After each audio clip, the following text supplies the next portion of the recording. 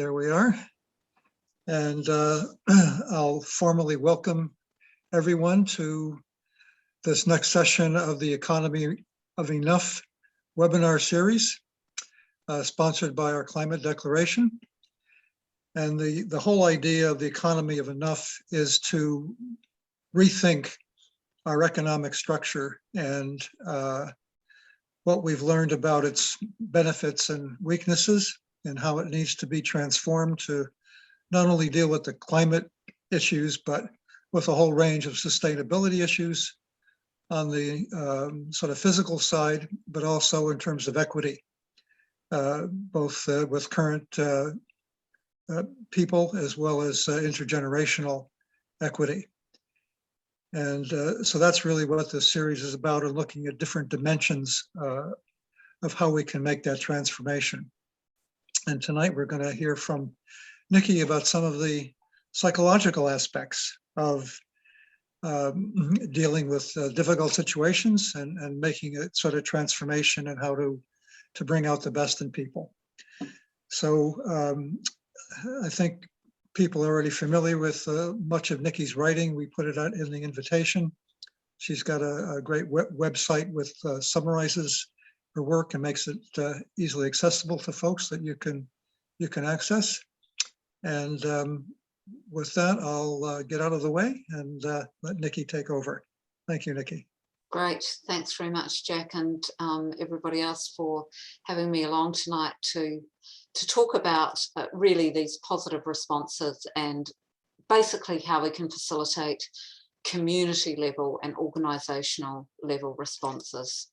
So I'm just going to share my slideshow now. I'm just going to do that again to check that I got the right one. Yes, I believe you're seeing the right screen. So the title is Beyond Apocalypse, Building Trust and Creative Responses to Climate Change. And I'm from the School of Psychology at the University of Auckland, so a lot of my research is on sustainability and psychology, and the real essence of it is how we inspire people to get involved in action for the environment and climate change, and inspire them to be creative and to stay for the long haul in the game as well. So just a very quick overview of the things I'll be talking about. I'm going to set it up by talking a bit about human emotions and what they do, a little bit on the apocalyptic narrative as a tale of terror, and again, how we as people tend to respond to that kind of tale, and then move in a slightly different direction to talk about core human values and how to build trust and encourage creativity, what I'm calling a people-focused approach. And this is essentially a tale of joy that is counter to this tale of terror that we're so often surrounded by with the narratives that we hear. So just to start out, what are emotions? Well, emotions can be thought of as having these three different components that are illustrated in the picture here. One of these is feelings. So we often use feelings as a word for emotions, and feelings implies that something is going on in the body. So emotions have a different kind of physiological response, and you can see in the photo here, let's assume we've got a dad and his young child, and you can see their bodies are relaxed, they're alert, they've got facial expressions, so there's things going on their faces, and they're sort of looking outwards, ready for something to happen. The second aspect of emotions is images. So as well as things going on in our body, things are going on in our minds, and we're getting visions of what is around us, or thoughts about what is happening that are associated with this emotion. And here we can assume that the people are looking at each other. So they're seeing somebody they love. They're probably looking at the natural environment as part of what is going through their mind. And the third aspect is action. So not only are emotions, in a sense, situated in us, in our minds and our bodies, but we're imagining what we're going to do next. So these two, we can imagine, are going to have fun together. They're going to play together. They're going to go out and get on the playground or run around under the trees or something like that. So this whole sort of emotional sequence that we can see here is a positive emotion that's going to lead to, presumably, creativity, bit of risk taking, and a really strong sense of belonging and play. But I want to sort of move briefly into negative emotions for a while and talk a little bit about this apocalyptic narrative that we're exposed to and what it does to us psychologically. So if emotions are doing these, images, something in the body, action tendencies, what negative emotions are doing is that the image we have in our mind is this problem, this threat, this thing that is before us. And they can be really helpful in getting us to focus on the issue, solve the problem, and tackle it quickly and directly. So we can see here, let's imagine a student in front of the computer screen with that sort of tension and a physiological arousal that goes with these negative emotions. They've got a maths test tomorrow, so they're focused on the problem. And this is quite good in a way, their anxiety about that, because it makes them get on with it and solve the issue. You might have a spot on your arm that you're a bit worried about. Again, you feel sort of a bit of anxiety, prompts you to go to the doctor and get some kind of diagnosis. So that's a good thing. But the problem with negative emotions is that if we cannot solve the problem quickly and directly, they can become chronic. And then one of the things that does is sort of undermine our state of well-being. So you'll have all heard about eco-anxiety as a chronic fear of environmental doom that just goes on and on and on. And the other thing that can happen is that we can be really focused on getting rid of the emotion itself rather than solving the problem. So one of the dangers of creating too much negative emotion around things like climate change is we cannot solve it quickly and directly. So it can either morph into chronic ongoing anxiety, or it can morph into, I don't want to have this emotion. The best way to get rid of it is not to think about this problem, a kind of denial response. So I want to talk about a couple of emotions in detail. And the first is fear. Now, fear, if we think of human beings in relation to threats as having this really core primitive response system, if you like, of fight or flight, fear is the flight element of that. So when we're scared of something, the sort of instinctive reaction is to run away. And for those of you who are not Game of Thrones fans, this is Sam from the Game of Thrones, who's just seen White Walkers, who, if they manage to catch him, will turn him into a zombie and he'll join the army of the dead. So what Sam has done is what anybody should do in this situation, which is run away and hide behind a rock. And you can see the fear on his face. You can imagine that his mind is full of the image of these White Walkers who are going to do terrible things to him. Very sensible reaction, because he lives right to the end of the final series. Now, one of the things about fear that's really important is that withdrawing that happens with fear, and a real desire to protect yourself and your loved ones. Everything becomes sort of really narrowed and focused when you're in a fear state. So I've put up a slide here that I use with my students that has these three images, sort of archetype images associated with climate change. And I ask them to think about which one induces the most fear for you. And you've probably been looking at the prompt and thinking a bit about that yourself. Well, for me, I have an unequivocal answer to that. And it's the one in the top left, showing the storm surge and implying sea level rise. And the reason I have that response is because our home is 7 meters above sea level. So whenever I hear reports of, ice sheets melting near the poles and sort of 10 or more meters of sea level rise, I get a really visceral response. Now, what does that make me want to do? Does it make me want to go out there and work for climate change? No, it makes me want to sell this house and move to higher ground. A self-protective individualist action, not an impulse towards collective action. And so that's the really important thing about fear, is that it actually separates people at that level of them wanting to withdraw and look after themselves. Now, anger is another really key emotion that is induced a lot in relation to climate change, and in particular to certain kinds of narratives that I'll get into. This is Daenerys Targaryen, who's about to get her dragon to set the city behind her on fire, but a real world image of this is Greta Thunberg, who is very good at angry displays. That's what she does, basically, is she gets angry and she tells people what they should do. She's a young person without much power. She's like a Old Testament prophet or something in declaring doom and sort of trying to get people moving. Anger, of course, is an attack emotion, that fight side of the flight-fight response, and it is in fact pretty motivating for collective action. If you ask people involved in social movements if they're angry, you'll find that they generally are. People are often very angry, but also in research that's looked at this, if they're only angry, they're often not very active, whereas people who are angry and hopeful, so the anger's got a positive emotion associated with it as well, they're the ones that get moving. So anger on its own is destructive. It's outward focused, it's destructive. Anger needs to be paired with something else to be constructive. So this apocalyptic narrative I want to talk about really briefly, because I think it's central to the creation of fear and anger as one of the dominant responses to climate change.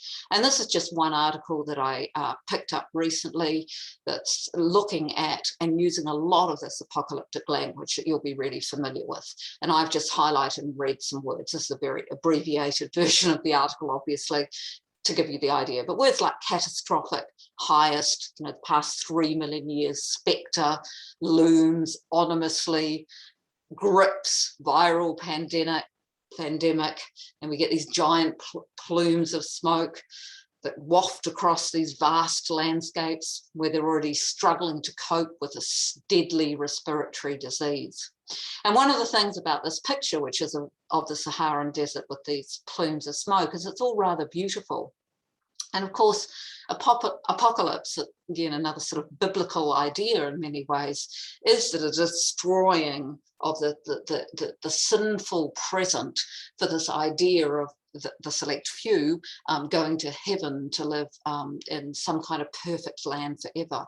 So one of the dangers in the apocalyptic narrative, I think, is partly that it creates this fear and anger, which I'm talking about, that, I think fear has almost no value. Anger does have some value. But also that it's actually quite enticing to some people too.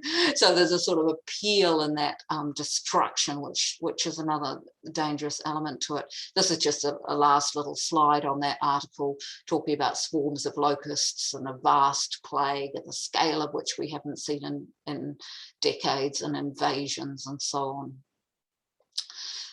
So one side of the apocalyptic narrative is that the planet's going to rack and ruin, but the other side, and a really key part of this, is that the politicians are useless. And this is, again, this other key part. Of course, it's Greta Thunberg's key message, really, that not enough is being done. And these are very recent headlines that, again, I just picked that illustrate this idea that, the UN's failing, that politicians haven't done anything, that we are not transforming policy. And most depressing of all, these analyses that you might be familiar with, that Auckland Transport, that's, spending billions of dollars on the rail link and various other things, has wasted all their money because it's not even going to reduce carbon emissions. So, when you see that kind of narrative, it's not one that exactly inspires hope. So it's this apocalyptic double play: planet's going to rack and ruin, politicians are useless, and you've got to face the truth.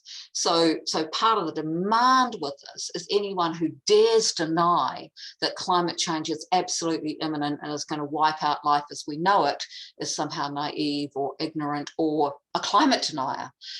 So there's huge social pressure to buy into this. And I think this is, something that the climate movement really needs to think very seriously about.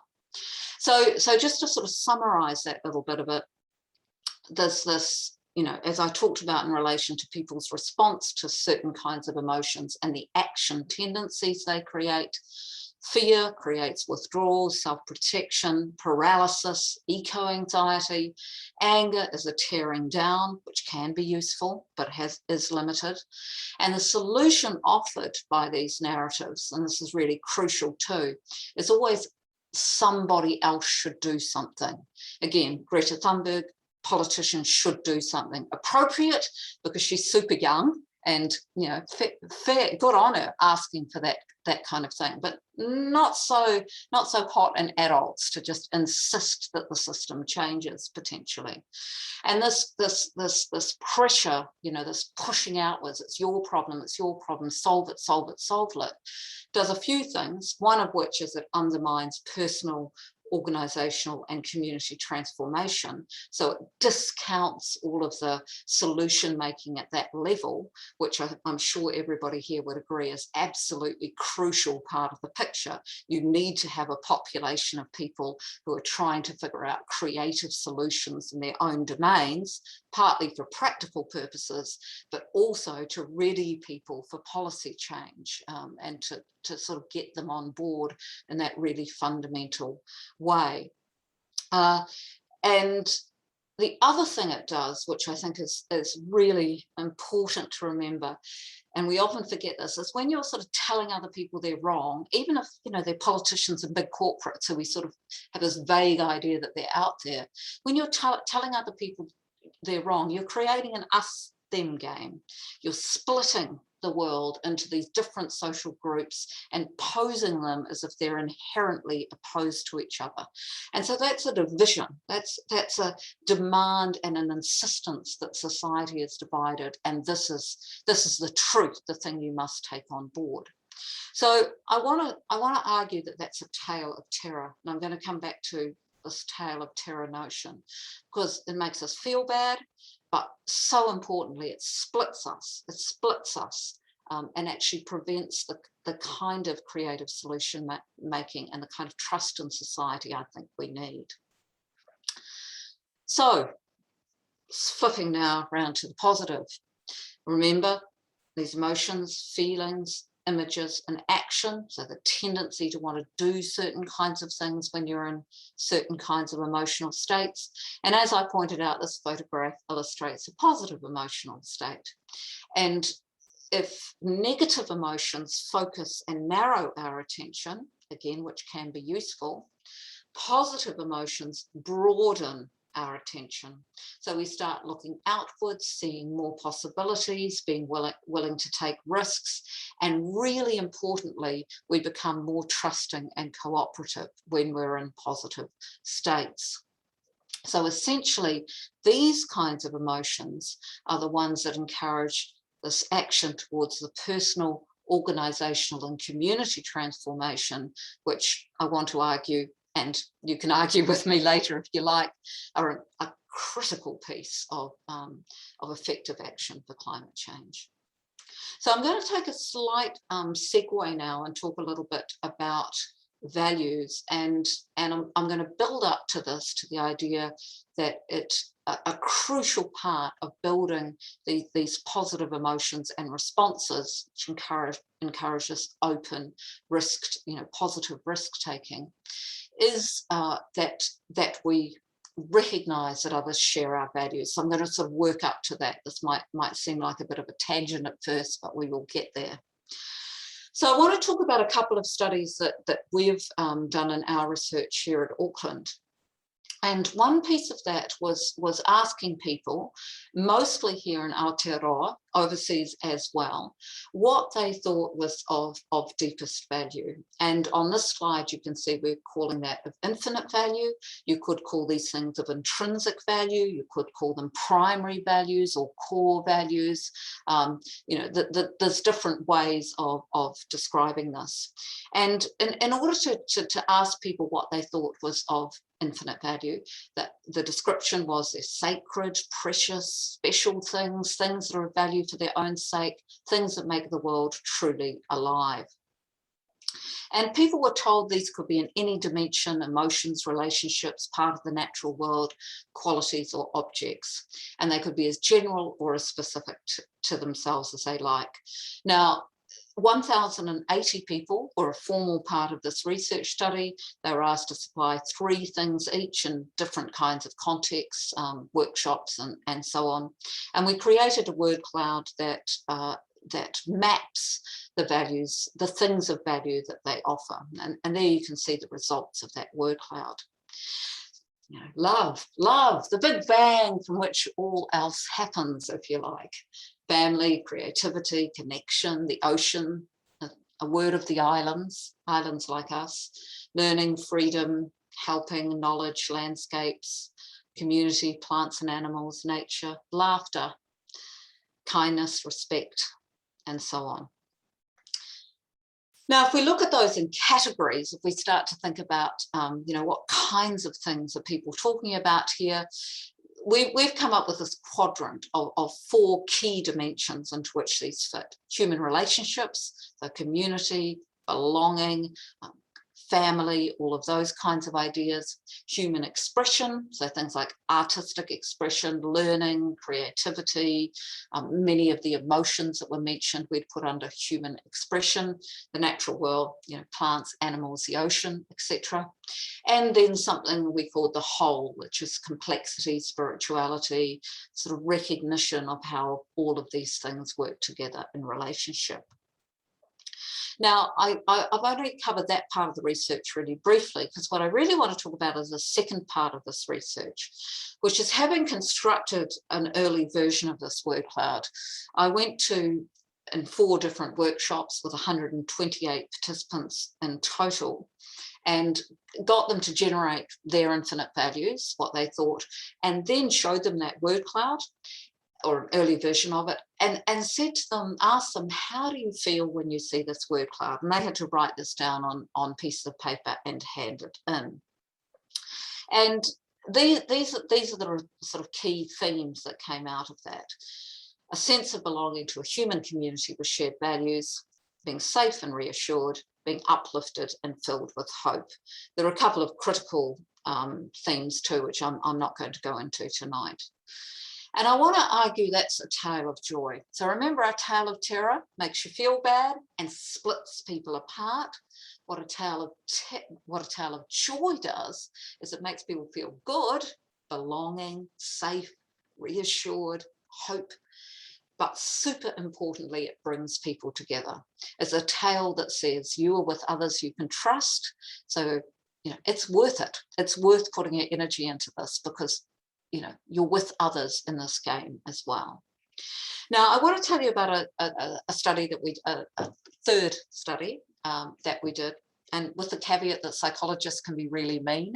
And in case I forget to tell you at the end, we did debrief the participants on this. But a common technique in psychology is to deceive participants just a little bit, or quite a lot sometimes, in order to see how they respond to different situations. So what we did in this study is with our stage 1 students at Auckland, where we have about 560 a semester in a stage 1 class. They're divided into tutorial groups for small group learning, and there's 20 tutorial groups. So we randomly divided these in half: 10 tutorial groups in condition 1, 10 tutorial groups in condition 2. And one of my graduate students went along to all 20 of these. And in the labs, they have computers in front of them. So they did this through a computer program and being instructed by my graduate student. And they were asked, what do you think is of infinite value? Same question we saw before. They're asked to write 3 of these into the computer screen. And they said all the same things that you saw on the word cloud. Having done that, they were then told that we've asked this question of 1,000 other people and constructed a word cloud that represented what they said. And we showed them the word, for the first 10, so all 20 tutorials were asked the question about their infinite values. For the ones in condition 1, so that was the 10 randomly assigned to that condition, after they've done that, they said, yeah, we asked all these people and this is what they said. We showed them the word cloud and we asked them, how do you feel thinking this is what other people value most deeply.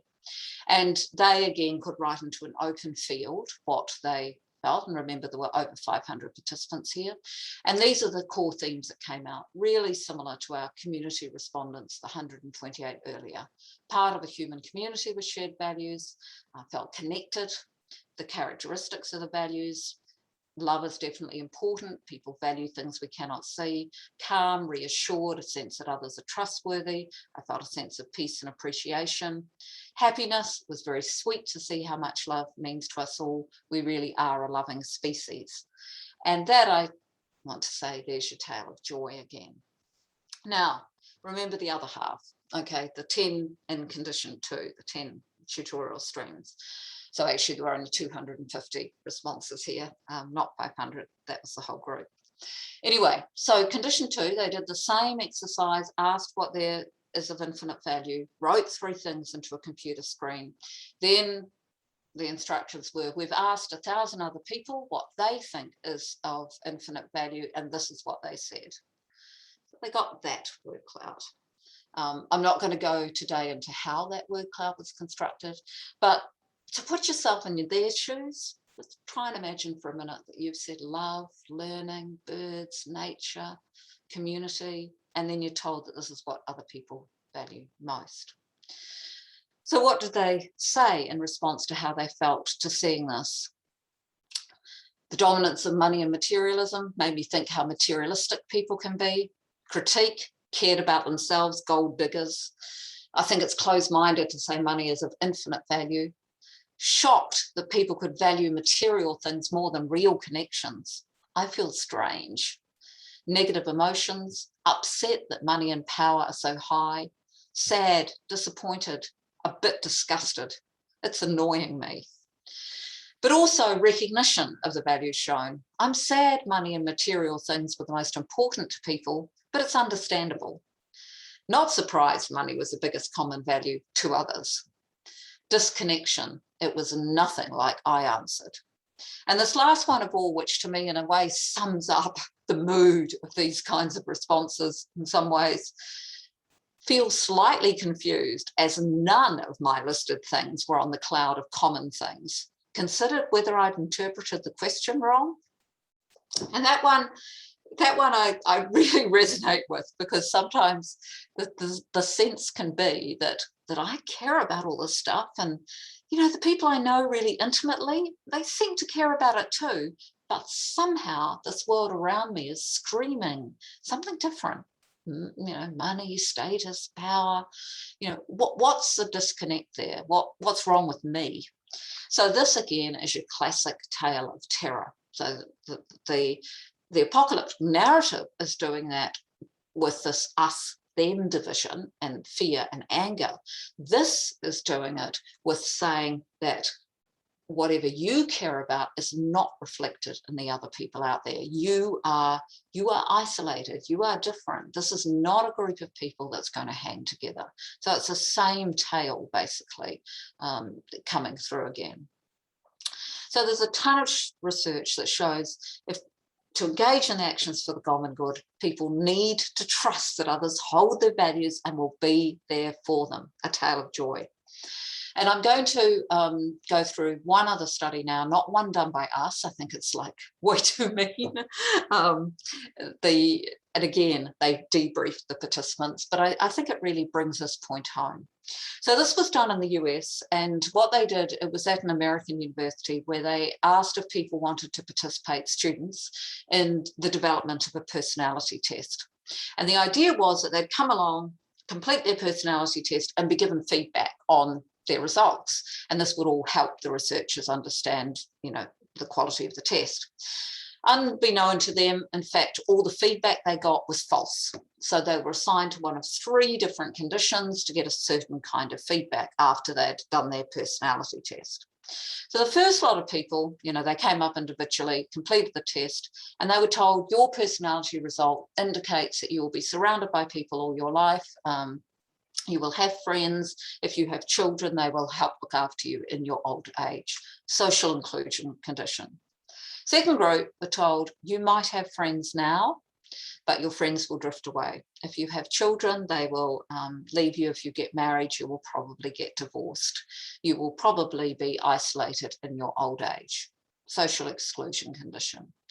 Third group were told your personality test indicates that you are injury prone. Even if you haven't had a major crash yet, wait, it's coming, basically. I'm being slightly exaggerating there, but you get the gist that this is the feedback they got. Now, when they signed up for the study, they were told that they would be given $10 for participating as part of just a bit of koha to go along with this. And once they'd got their feedback, they were reminded, we're going to give you $10 for participating, but do you want to donate some of that $10 to a fund to help fellow students at the university that are going through difficult times? And this was actually the measure the researchers were interested in, which people in the three groups who would donate money. And what they found was that 100% of the social inclusion group and 100% of the injury-prone group donated money, but only 37% of the socially excluded group did. Now, let's think about this for a minute. You've just been told you're on your own, mate. Nobody's going to be looking after you. Are you going to help the common good, that common good that is going to betray you and leave you in the dust in your old age? I don't think so. Maybe if you've been told you're injury prone, you think, I better donate because that might be me. The injury prone condition was included to see if just feeling bad affected the results. But no, they found it was a social exclusion that affected the results. And this has been replicated by these researchers in other contexts that show people are less cooperative and less generous and less willing to help if they've been given this social exclusion feedback. Again, all participants were debriefed, told this was not correct feedback, but I worry a bit that it would stick. And we, of course, told our psychology students what was the correct word cloud at the end when all the labs had been run, tutorials had been run. So the sort of really key thing here is that people are conditional cooperators. And conditional, what this means is cooperation is generally most people's first gesture. I want to help you. I want to be friendly. I want to be kind. That's my incoming move. But if you don't reciprocate, I'm not going to keep turning the other cheek. So cooperation is a robust on the level of most people offer it first, but it's fragile in that we need others to play the game too. It's not enough to have pro-social values. You must feel that you're part of a community that shares those values and welcomes you in. So how about we attempt to live a tale of joy, treating each other with respect, assuming positive intent, working through problems, putting this huge emphasis on trust, decreasing the amount of anger generated at groups that are not us and we think are the creators of the problem. Just how about we give that a go? That's a tale of joy. And how about we try and decrease the impact of these tales of terror that split us apart? And this takes a lot of work, a lot of sort of rising above yourself, a lot of companionship and so on. And I'm going to finish with an example where we've tried to do this at Western Springs College, Ngā Puna o Wairea, to give you a bit of a sense of how this can begin to work in practice. So Ngā Puna o Wairea is a bicultural school in central Auckland, and it's a school, my children went there, and I've worked for 11 years on an action research project there, and all the project's basically still going. It's just that we've stopped the research component of it. And the aim of this project was to generate a focus on environmental sustainability in all areas of school life. Now, when we started the project in 2009, there was a flat paper recycling in some of the classrooms and a very small number of recycling bins right near the tuck shop, but basically that was it in terms of the school's progress towards sustainability. And so I'm going to talk a tiny bit first about the sort of theoretical model that just brings together the things I've been talking about, and then just show you some lovely pictures of the school and what has been happening in the last 11 years. So this is what we're calling this people-focused approach. Okay, and you're seeing the screen correctly, eh? The screen is visible to everyone. Yeah. Excellent. So I think I just started talking about this process of doing it, that you create this sustainability network, not with a hierarchical agenda and not with actually even delegates from different parts of the organization, but with the people who want to do it. That's a really key thing. But it does act as a bridging structure, because if you do it right and you invite people in, you get people from all across the organization and all levels of the organization. You bring them together and you generate projects based on people's expertise and interest in different parts of the organisation. The idea is that you don't all have to work on the same thing, but you're all supportive of each other's projects. So if somebody wants to run a waste audit, people who are wanting to help reduce glad wrap in the canteen might help them with that waste audit, but they're not sort of in charge of it, if you like. So what you end up doing, and this is what's been happening in the school, is you get this whole lot of activity going on all across the organisation, oriented towards, in this case, environmental sustainability. And in a way that sounds straightforward, but you have to think really carefully about how you're going to establish this culture.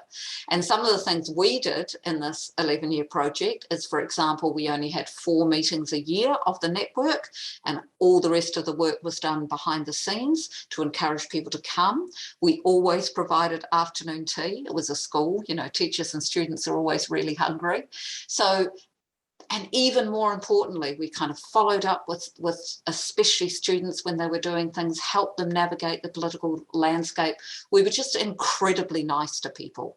And there was also an opportunity for them to talk about the sort of problems they were facing, and we would be companions with them throughout that process. And I'm emphasizing that here because I think quite often environmental groups end up neglecting that. In the sort of furious rush to take urgent action, we can neglect those relationships that are actually the absolute core to resilient action. So at the organisational level, as you're getting these projects off the ground, and some of them might be events, and some of them will be changes to infrastructure, and some of them will be things like changes to transport to and from the school, there'll be policy changes, all of that kind of thing happening. You're getting this increase in visibility for sustainability across the organisation. And so what it's starting to become is a thing. This is who we are. And research we did on the Western Springs College students at the end, well, it's not ended, as I said, but after 11 years of this, they're talking about sustainability as being a personality for the school and things like that. So we've established that culture. Ultimately, you want to, and this is the name of the game, and the broadest level, I know this, is you want to integrate sustainability principles into key practices. And that's really what we're talking about here, so that now it is no longer possible to do things the old way because a new way exists. So one example at this school is a completely separated waste system with compost, various kinds of recycling and landfill bins, and because that structure exists and the ground staff manage it, that is what the waste structure is. It's actually sort of embedded in the system now. So this becomes a virtuous cycle of increasing this culture, and the specific projects are carried by the community from within the community, and the whole thing becomes self-generating as sustainability expands and becomes more robust and resilient from all these different pockets within inside the community. These are just some pictures. This is a waste audit. It's carried out fairly recently. This is a painting day in which students have designed new waste stations to separate compost, refill and landfill and recycling, and they're painting the sides of these beautiful bins. This is just the tops to show you the division into the different types, but there you can see these gorgeous works of art around the school as ways to put your waste. Unfortunately, these have been superseded by more hygienic plastic bins, but it was a great way to get the project started. This happened in 2009. This is a new school build, and it's got many, many sustainability features. I've just circled there the 3 divided bins. And the school's now, I think, got solar panels that contribute 1/3 of the school's energy. You can donate a panel for $450 to go up at the school. And these are just a few of the other things that happen. Environmental science options. So again, NCEA allows that as a subject, and the school has it at levels 1, 2, and 3. The student leadership structure has several sustainability related portfolios and teams. The stream cleanups and planting in junior science. So there's a couple of streams nearby which the school has input to. And sustainability is included in the school's mission statement and in the strategic goals. So, as I said, the specific projects come from within the community, are carried by the community, and what we've got here is a self-generating culture of sustainability that gradually expands. And the absolute core of that, if I have to pick one thing that makes that work, it's that tale of joy. It's that constant emphasis on trust within the community of sustainability advocates, the constant support for each other, and the constant attempt never to make this an us-them game. So everyone who wants to play can play, and every idea is given proper attention. It's funny when you do things with school students, because they'll come up with an idea as if it's like brand new, and if you've sat through this for 10 years, you've heard it 10 times, but every time it's worth reinventing the wheel, because that's getting more people on board. Okay, that's me. Thank you very much for tolerating that break.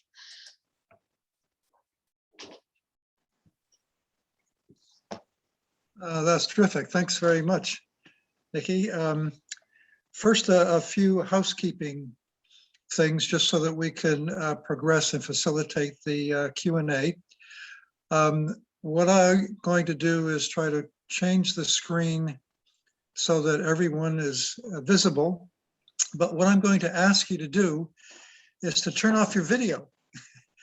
And if you wish to ask a question, turn your video on. And then I'll know that you're interested in asking a question. Okay, so if you want to have a question, leave your video on.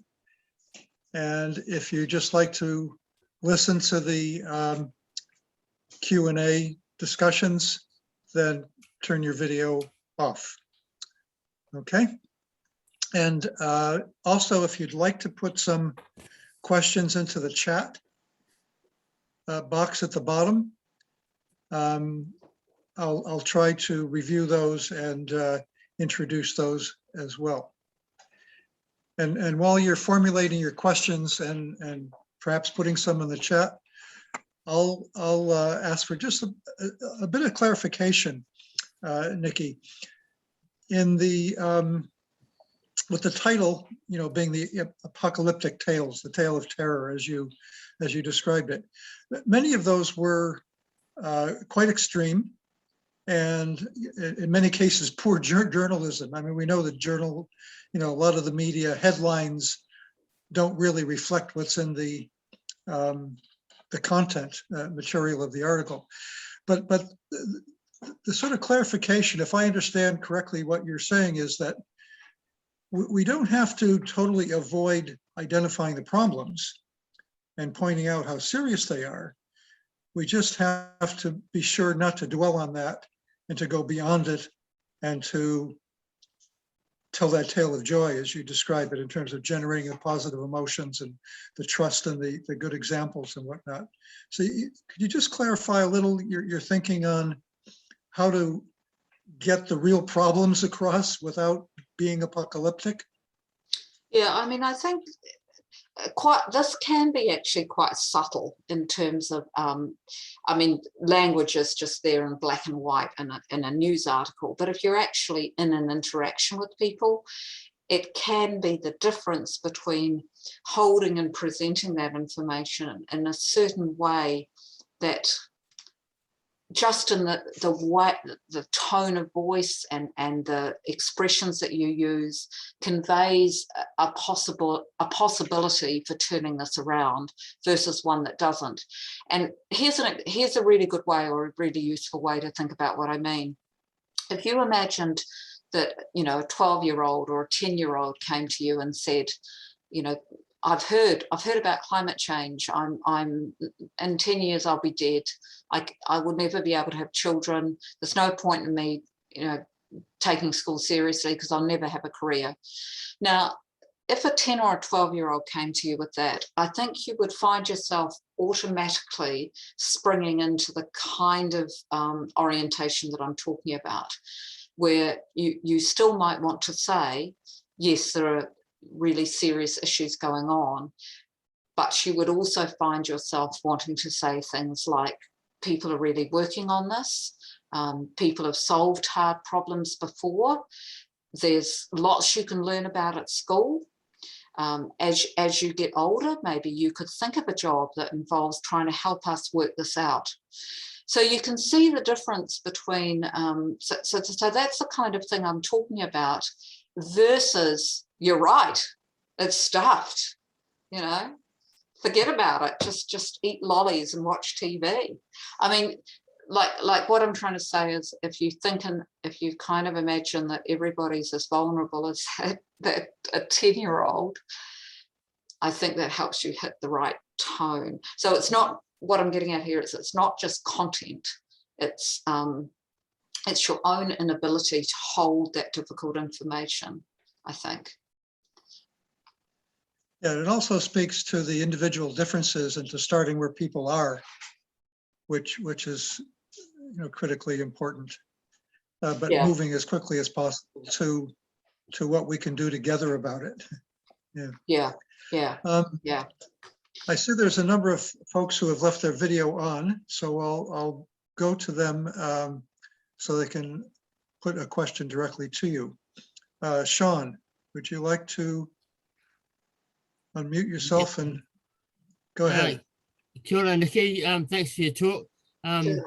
It resembles the content of the book by Richard Brayman called Humankind, that argues that we thrive in crisis and that our innate kindness and cooperation have been key enabling factors in human progress. And it turns on its head the premise by William Golding from Lord of the Flies that civilization is a thin veneer. Do you have any thoughts on the content of his book in relation to the IPCC report just recently released and the global threat of climate change? Yeah, I haven't read Humankind, although it has been referred to me before, but I am aware of lots of studies and different examples where that whole idea that people's first response to disaster is chaos is just not correct. People do have a really an instinct for getting together and figuring things out and looking after each other and all of that kind of thing. So I suppose if we're talking about proactive climate change mitigation and so on, rather than, you know, what we do if there is a big event, if we're talking about the sort of state we're in at the moment, my response would be that I think we need to be a bit braver about what people will tolerate when they're told that there's a problem at hand and that we need to make a community response. My sense is that people are really scared of people. Leaders are really scared of, really scared of populations often, as if they will turn against them. So they are caught in this tale of terror from another point of view, that people don't want to give up their blah, blah, blah. People are addicted to blah, blah, blah. This is the kind of thing you hear all the time. And so it's generating this sense that if the government or if policymakers make really strong moves, they will be voted out, alienated, and so on. But what if we assume that people are ready and wanting to get behind in a collective action? I think, Jack, you were talking at the beginning about war. People sent their sons to die, and I mean, I know they didn't send them to die, but people sent their sons to war. I found that extraordinary. What bigger sacrifice could you make? I'm not sending my son to war. You know, so what about asking people to you know, what about setting policies that make it more difficult or more expensive to travel, to work in these kinds of cars? And I know people start, I know there's lots of equity issues to be worked out here, but I think we can be braver about what people are prepared to give up for the sake of a thriving community. Okay, thank you. Gray, I see that your video's on. Would you like to put a question or comment to Niki? Yes, Niki. Two questions. What do you think of the psychology of Margaret Klein Salomon, who takes her cues from the Second World War, and particularly American response to the bombing of Pearl Harbor, which must have been a pretty horrifying experience for them. And the second question is, what is the role of leaders? I don't, with the first one, I don't know the Sutherland that you're talking Margaret about. Klein Salomon, her psychologist, American psychologist, who's written a lot about climate emergency response, and talks about how the when the Americans experienced the bombings of Pearl Harbor, the nation just transformed almost overnight, and just industry fundamentally transformed in a few weeks, and was able to make a really powerful response to the demands of the war. So she says, you know, she fully engages fear as a motivator. Okay, okay. And this is what some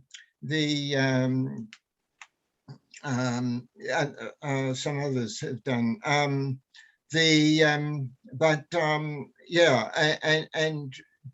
Driving from that fear.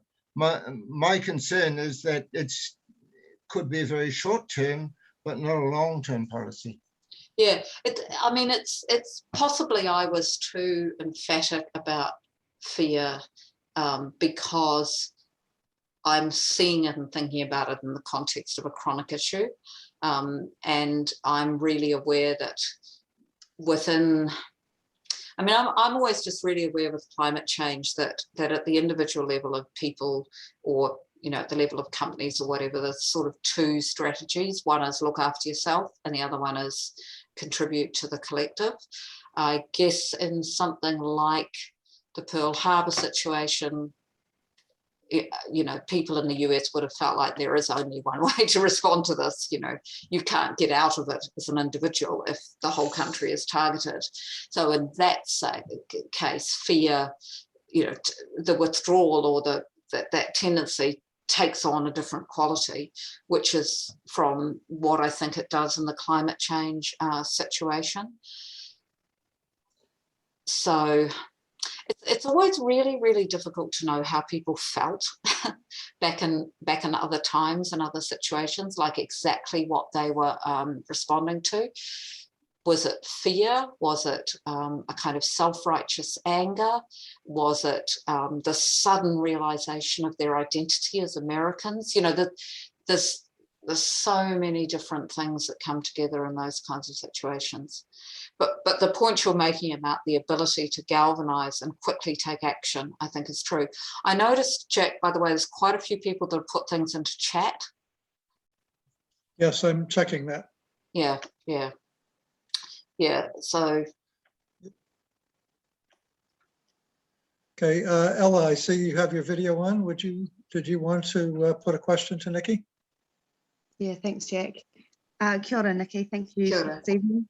I am interested in sort of the broader regional development aspects to some of the climate change conversations currently, and there's a range of different tools that are being proposed to be used, things like roadmaps that have been used in Taranaki, or scenarios in terms of a way of engaging people to, I guess, envision a different future, or a low emissions future, and engaging people in a co-design type process to get them there. So on the good story avenue, but wondering if you've got any good examples of where you've seen it being done really well, on a broader, bigger scale, as a way of bringing people along on a journey and sort of encouraging them to get involved.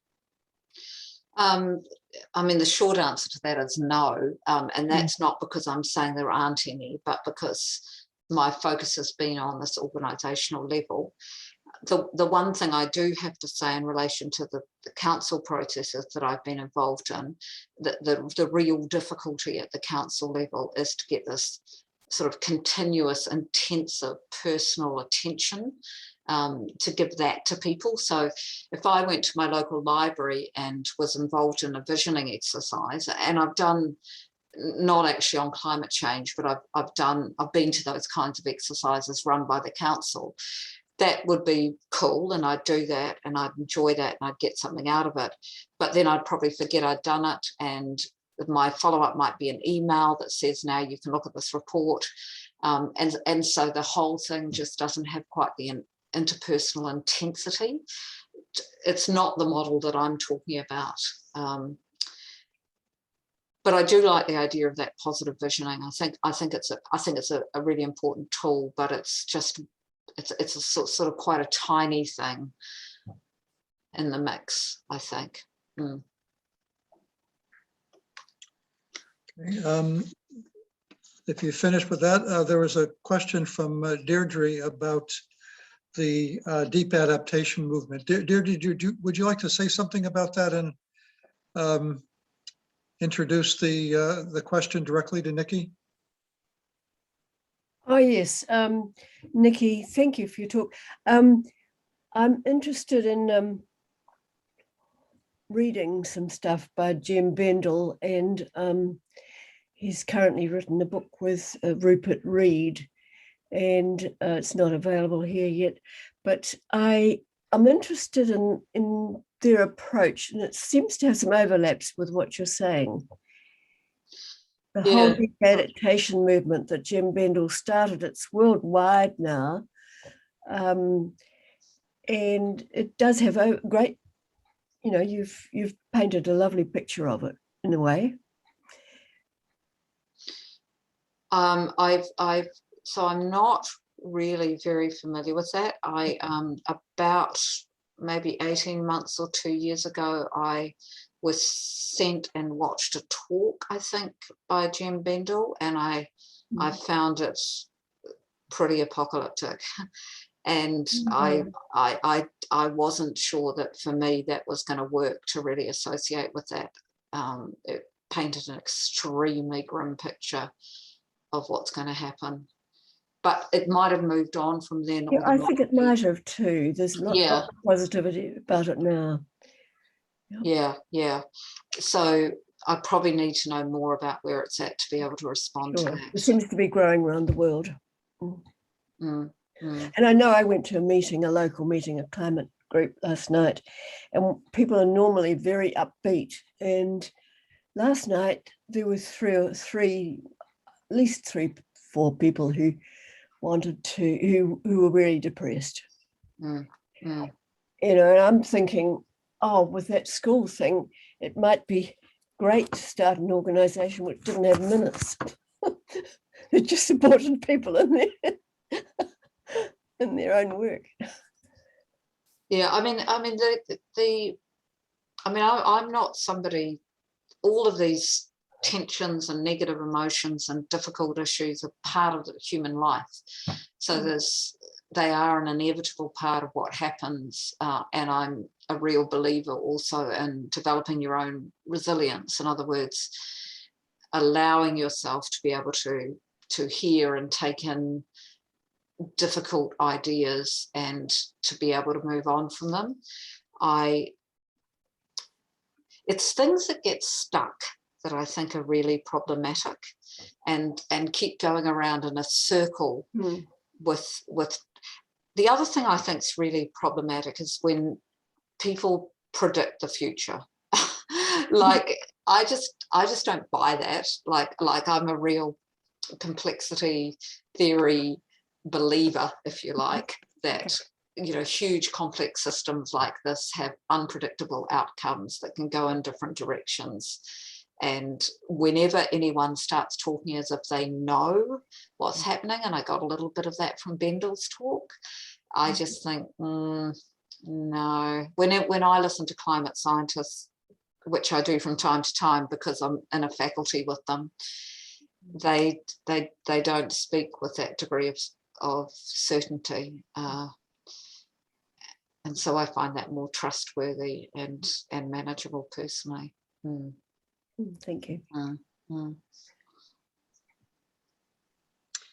Okay, I'll take next question from the chat. It's asking it's from Andrew. What lessons or parallels from different countries' approaches to the COVID pandemic do you take? Obviously, different countries had very different approaches on what they emphasized, the values that they displayed, and so on. Would you comment on? I mean, I don't feel that I know enough about that to really comment on it. There's probably other people here who are kind of much more up to date on that.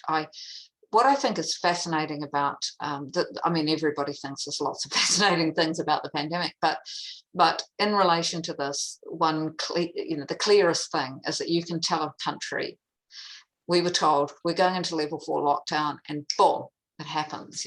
Now we know that climate change isn't, because it's not as acute, there's all sorts of reasons why it's a harder thing to do, but just bearing in mind how quickly a country could take action is really quite extraordinary. And the messaging around the team of 5 million and all of those kinds of messages here, and again, I know there's a lot of skepticism about that, and there's been a lot of talk that that's not true and all of that kind of thing. But still, I think, a lot of us have found that quite inspiring. And I, for one, got my COVID vaccine within a week of getting the letter telling me I was eligible because of that, the whole herd thing, not because I'm personally worried about getting COVID soon. So I think that, I can't really comment on countries in that really general way, though.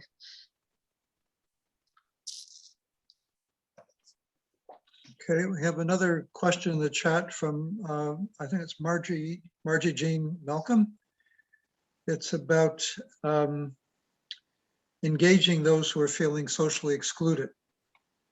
Do they have to have an experience of feeling included before they can be expected to engage in collective good action? I mean, again, how do we include the excluded? I mean, short answer again is yes. I'm pretty convinced people won't work for the common good if they feel the common good isn't holding them. It just doesn't work like that. But there's a whole lot of different elements to this question. One thing I also think is so important to remember is that social movements and social change happen when just a few percentage of a relatively small percentage of the population gets on board. So one way to answer that question is whether or not we need to include people who feel socially excluded. Now, you could say we need to for the purposes of equity and just for the living the right way right now. I'd always be trying to welcome people into anything I do at an organisational level. I work really hard at that because that's a real priority. And when they're in, making them feel really, really welcome in all the human ways that you do that. But I think it's also important to remember that we don't need everyone to be in on climate change to solve these problems. And sometimes I feel like we put too much emphasis on trying to convert people or something along those lines, when actually if we just worked with the people that were keen and enabled and facilitated them, we'd probably do it.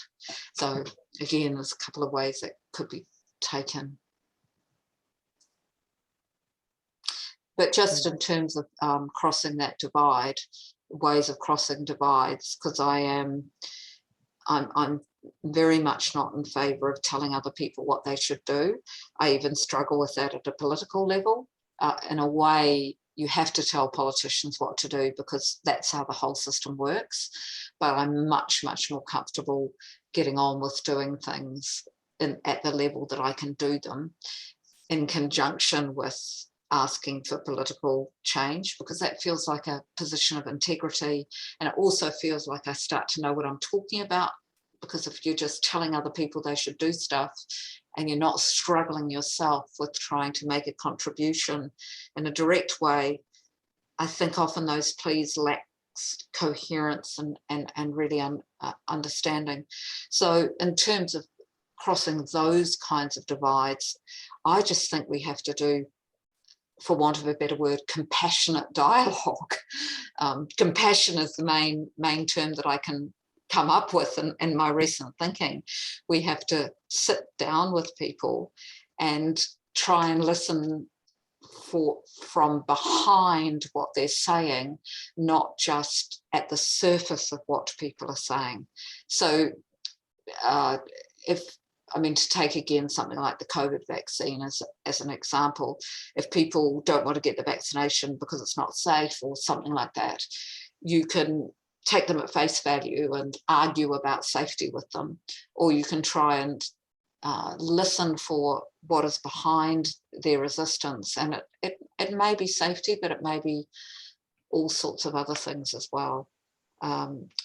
Assuming positive intent in people, listening to what they have to say. Cancel culture is a problem because that's assuming this person is an enemy when potentially they've made a mistake or not got their wording right or whatever. There's 1,000 different reasons.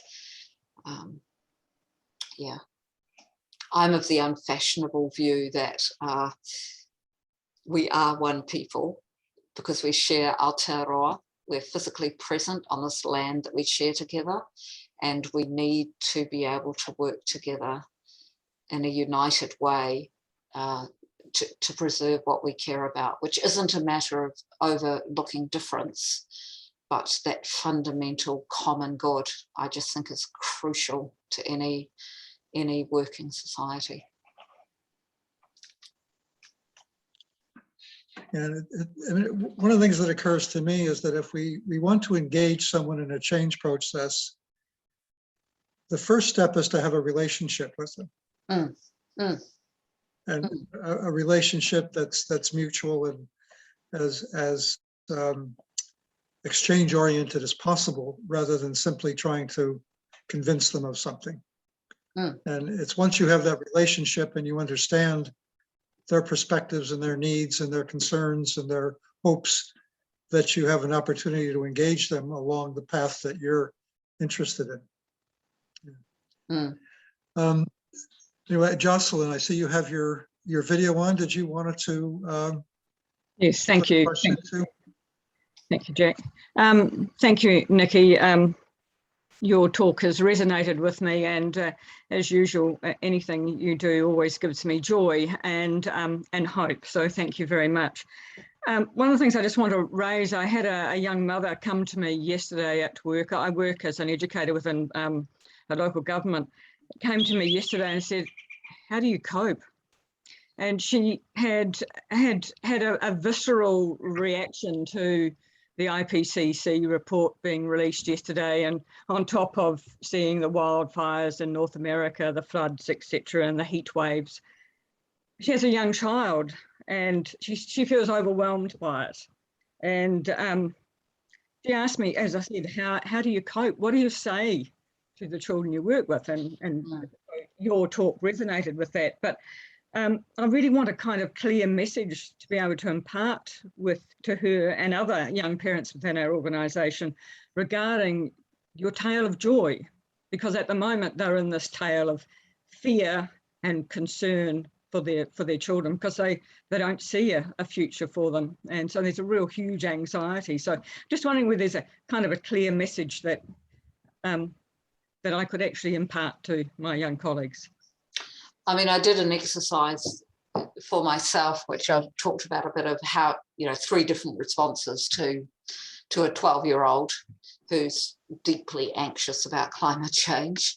And 2 of the ones that I think are the wrong response are any sort of denial that this is an issue. Don't worry, people are, it'll all be gone by the time you're grown up or whatever.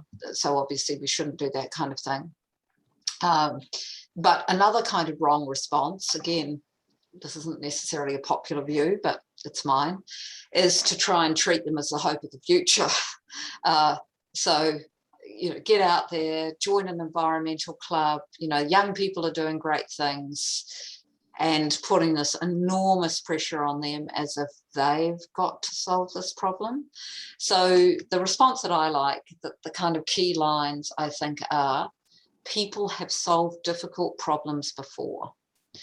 So you can accept all that they're saying, although it's quite likely that they do have some, sort of wrong ideas that are exaggerations about speed of change and things like that. So you can listen to those and look them up if you need to.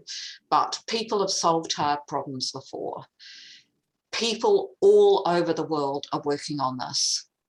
Teachers, engineers, doctors, politicians, all over the world, people are working to solve this problem. And we can work, and then that's that accompanying that child on this journey, if you like, that we're going through. The most terrifying thing for any human being is being left alone. That's the most terrifying state that you can be in. So if you assure that child that you're always there to listen, if you look up information and work it through with them as you go and help them sort it out, and I think stay with the possibility of solutions happening and keeping that in the child's mind all the time.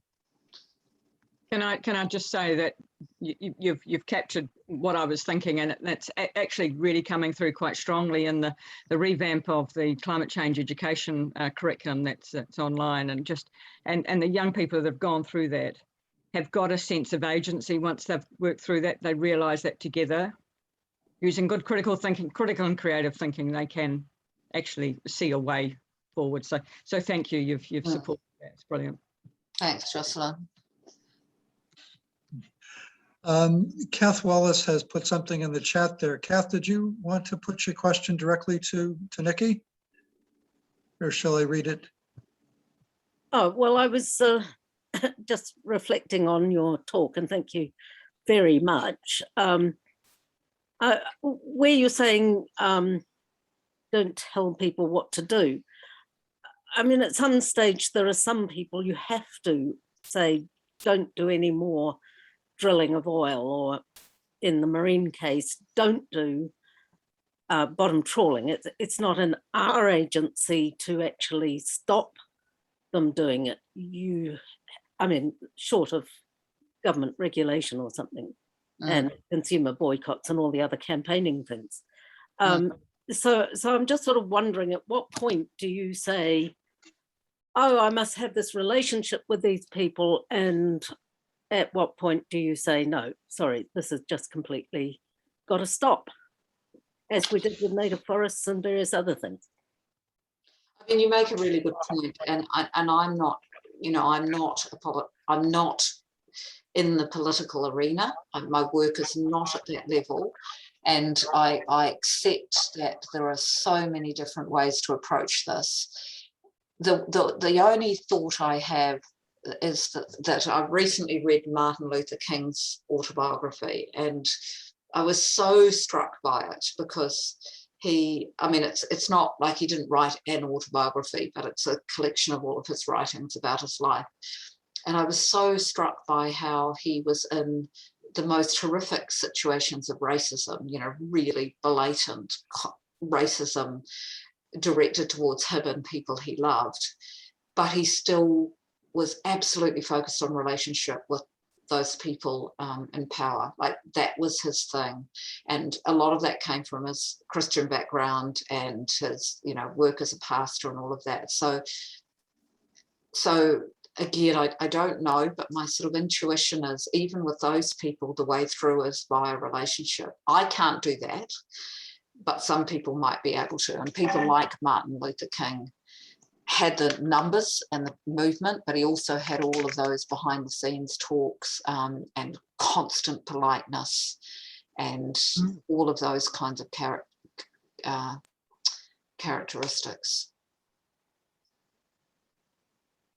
Thanks. Yeah, I think it's really helpful to emphasize what you just said, Niki, in terms of there's a whole range of different approaches to dealing with these issues, and there's one that can be expanded, the one that you're talking about, in terms of what a lot of people can do with their neighbors and their communities and the groups that they relate to, and to bring forward these positive emotions to include people and make people feel good about working together on meaningful things. But there may be a whole range of different strategies to deal with in the, you know, business arena or the political arena. That may require, you know, depending upon what the positions are. But Rosalind has a comment here about citizens' assemblies. Rosalind, did you want to put your question directly to Niki? Oh, yes, thank you. There's a group of us working very hard on getting a citizens assembly, the first one in New Zealand, based on Te Tiriti principles for climate change in Pororoa. And this is a form of interaction of citizens with government that has had very positive effects overseas. And the principle of operation is to get people of different experiences, inclusive of people who don't normally interact in the political scene, to listen to each other and then to work out together what is in the best interests of the whole community. And for some reason we are having great difficulty in getting this through in New Zealand, when it has been proven many, many times. Thousands of these have happened elsewhere in the world, and some of them very effectively, such as Ireland with the abortion and gay marriage issues. Those were citizens' assemblies were important to get over decades of blocking that kind of action by the government. So how can we help people to understand and to ask for and to participate in these issues? That's my question. I mean, I think, you know, that the citizens' assembly model is really close to what I'm talking about, and I only say really close to because, you know, I don't feel familiar enough to say it's exactly what I'm talking about, which is how I was attempted to respond. I think absolutely it's those cross-sector communications, those listening to each other, so you get the people involved in the actual assembly who have now started to develop relationships with each other, but then they go out, of course, and start to present to the people around them these different views and start to have a different angle on this.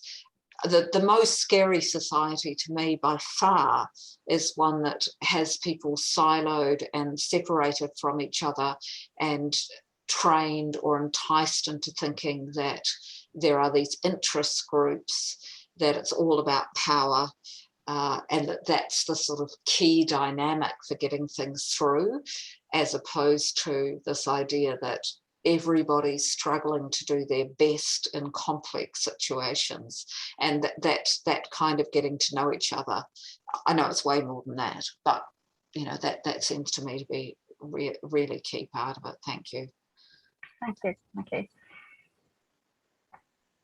Nikki, one of the things that strike me, I mean, there's clearly a lot of power in the model that you present.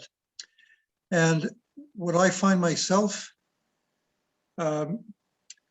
doing is often finding it difficult to do those sorts of things, because I feel extremely frustrated at how slowly things are going.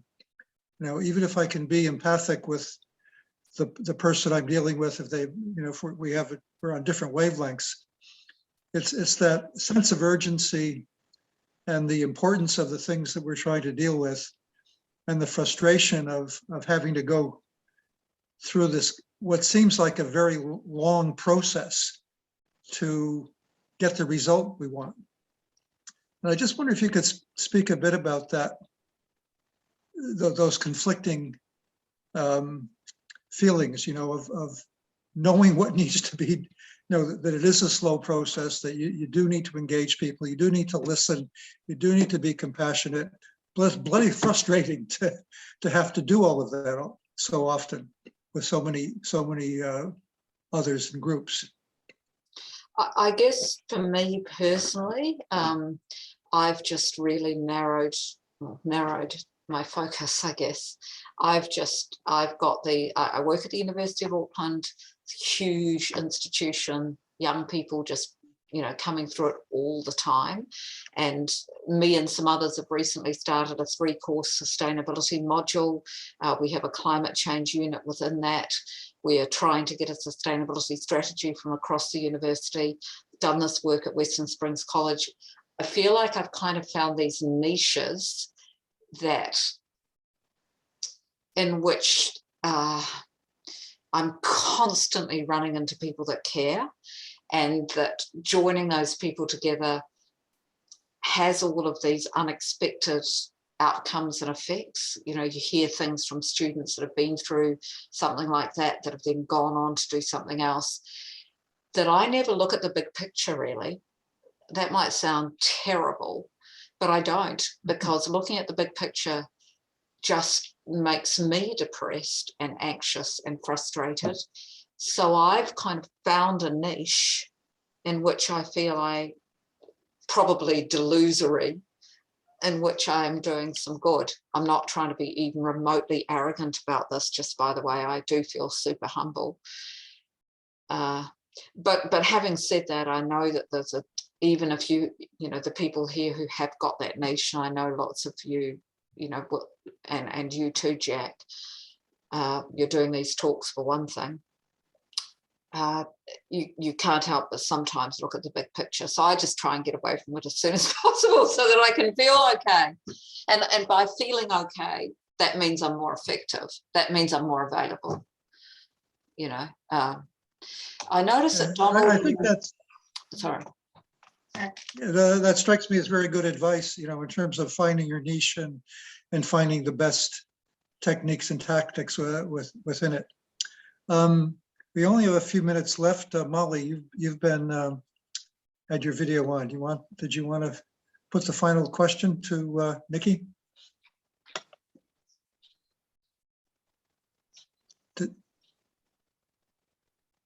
Can you hear me, Molly? Yes. Oh, there you go. I'll make it quick. My recent studies of the science of climate change convinces me that a community project can make a huge difference. Extensive planting of ecologically adapted trees, not monoculture plantations, can sequester enough carbon to make a big difference.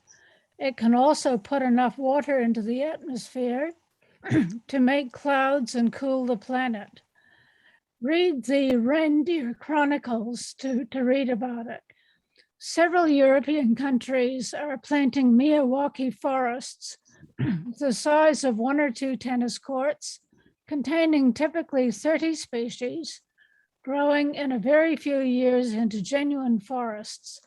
Think of the fun that school groups can have planting a Miyawaki forest and watching it grow over maybe their whole lives. Yeah, I agree. I think that's a great example. Yeah, I agree. I think that kind of work where, I mean, part of the thing here too, I know it's not really climate change specific, but we are disconnected from nature. And I mean that in a really practical sense. You know, in these urban environments, we walk through concrete, we buy our food at the supermarket, we travel on buses and cars. And I don't think that's very good for us at a mental and physical level, probably. But it's certainly not helpful in terms of helping us keep the natural environment in our mental framework all the time. So those kinds of action, which critically you do with others, The Reindeer Chronicles actually documents community groups who are doing these things, and it is absolutely inspiring. Google it, and at least read the review of it. Thank you. Yeah, we're going over, but Don Quick has had his video on. Don, do you have a short question and to allow Nikki to do a short question? I put it in the chat, and that's basically just referring to Joanna Macy's work and the work that reconnects in the 2 books that she has written. She's written more than that, but 2 of them are Coming Back to Life and Act of Hope, which she wrote with a Brit, Chris Johnson. Now, I went to one of those 6-month courses, which I had to pay a fair number of dollars for as well. But I actually found it very helpful. And the books are quite helpful in terms of opening things up in terms of ideas and thoughts. And there are a couple of people in New Zealand who offer, connections and courses with this. And she proceeds basically from the notion of gratitude. And moving from gratitude, then actually honoring pain and being able to be transparent about that, such that people get a sense of collectivity. Beginning to see that you've probably come across it, but they can be quite helpful. And very much the same thing of the tale of joy, really. Yeah, I am familiar with their work, and I am extremely interested in the role of ritual and statements of intent and things like that to get to do work together and to start work together. We are a very strange culture in terms of our secular structure, very unusual not to have any form of for want of a better word, spirituality. And I really do wonder what that does to us. And one thing I do notice is that I'm sometimes in contexts where people do begin with something that brings you into the room and really welcomes people and gets us on in a sense of humility as well, that recognition that this is this huge universe and we're alive right now. Oh my goodness, we're alive right now. And all of us we're together in this place right now with this gift of life. And we can work to honor that as we move through together. And those kinds of statements really, I think, can get you calm everybody. So I agree. Thank you for that, Donald. Just one thing that just talking about that is that notion that we can learn so much from Māori in that point of view in terms of karakia, waiata, and whatever, at the start of meetings, at the end, it actually brings people together. And your kids will have experienced that at school, I'm sure. That's right. Those processes and of course for the land we share. you know, the need we have again to appreciate that and to become embedded in that. So I agree. Thank you. Well, thank you, Niki, for a very interesting and stimulating discussion and reminding us of some very basic things that are extremely important, you know, for our lives with climate and many other areas as well. And I remind everyone that access to Niki's writings are available on our website at the University of Auckland.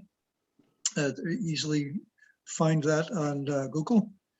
And just to let you know that the next webinar, I believe it's going to be by Ian Goff, who's a British economist, and it's going to be about the issue of basic human needs. And again, you know, lots of value-related issues there, and the whole idea of distinguishing needs from wishes and how what the impact of that is in our economy and how that relates to climate and other sustainability issues. So I hope you'll enjoy and join us for that as well, and tell your friends about it. And again, Niki, thanks very, very much for your help tonight, and good wishes with your the leave that you've taken and the project that you're working on. We look forward to hear more about that in the future. Thank you, you, Jack, and everyone. And thanks, everyone. Yeah. So good night, all. Good night. good night. Be well. Good night.